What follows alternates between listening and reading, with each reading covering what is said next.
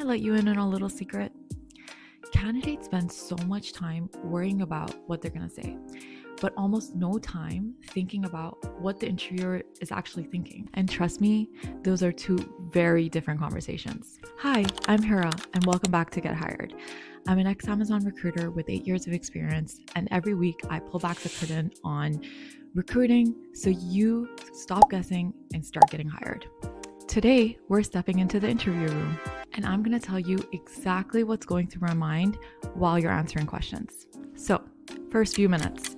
The interview starts before I even ask a single question. Did you join on time? Are you engaged? Are you making eye contact? Do you seem genuinely interested in being here? And no, I'm not deciding whether to hire you in the first few minutes, but I am building a first impression. Okay. Please answer the question. Can I just vent for a second? One of my biggest pet peeves is when I ask a question and someone answers the question they wanted me to ask. For example, I ask, tell me about a time you had a disagreement with a teammate. And the answer starts with, well, when I first joined my company in 2021, the team was growing really quickly and my manager was new and, the team moved offices. And in my head, I'm thinking, okay, where is the disagreement? Give me enough context so I understand the story, then get to the point. Some candidates talk a lot, and I'm just gonna say it. Some candidates think longer answers are better answers, and I'm gonna break it to you, they're not. If I'm checking the clock, wondering where is this story going, you've probably lost me. Try to keep it focused.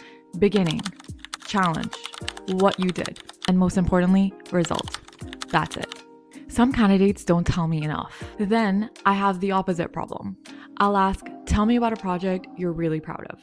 And a candidate will say, well, I led a project and it went really well. And I'm sitting there thinking, okay, great. Tell me more, please.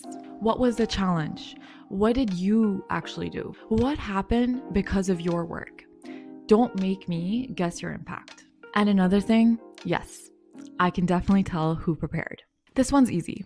I ask, why do you want to work here? Candidate A will say, honestly, it just seemed like a good opportunity. While candidate B will say, I noticed your company recently expanded into healthcare, and I was really interested. I've spent the last 3 years working in the healthcare space, and I've worked with healthcare clients.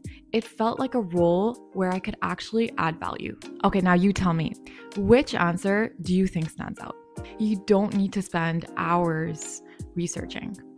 Just spend 20 minutes. Read the website, look at our recent news, understand the role, and believe me, it's gonna make a big difference. Okay, now let's get into what am I actually writing down? Here's something most candidates never see. While you're talking, I'm usually not typing every word. My notes look more like strong ownership, check. Clear example, check. Didn't answer the question, X.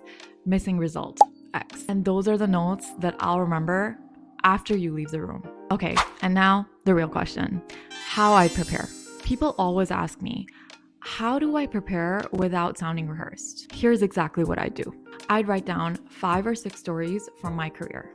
A time I solved a problem, a time I handled conflict, a mistake I learned from, a project I'm proud of, a time I showed leadership. Then I'd actually practice explaining those stories out loud. And no, not word for word, just enough that I can actually tell naturally. Honestly, I'd actually write everything down as well. And you could use an interview worksheet that's actually linked in below the video as well. But it's just something I've created, and that actually helps you, jot down all your examples, all your stories, and then I'll actually help you retain that information. And that's the difference between sounding prepared and sounding like you're reading a script. Okay, before we close the curtain, here's something I want every job seeker to remember. Interviewers aren't looking for someone who's memorized the most perfect answers. We're looking for someone who communicates clearly, gives us evidence, and makes it easy for us to picture them in the role. So the next time you're preparing for an interview, don't ask yourself, okay, how can I sound impressive?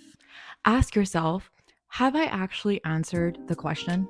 Because you'd be surprised how many people don't. remember this: interviewers aren't looking for perfection. They're looking for confidence, clarity, and evidence. So don't try to sound like the candidate you think they want. Be the candidate who makes their decision easy. And that's exactly how you get hired.